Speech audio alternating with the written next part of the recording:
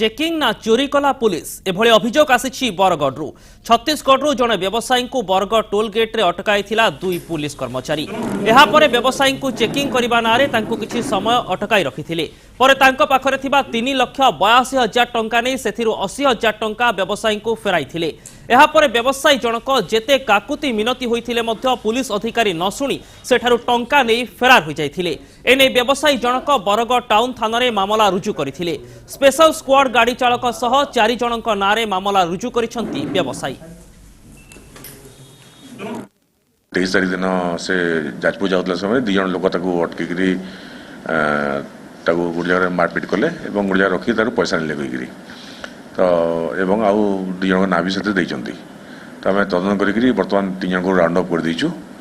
दुर्गा प्रसाद जड़े हेमंत हेमंत आउ जड़े प्रशांत जेना तो बर्तमान तदन चली।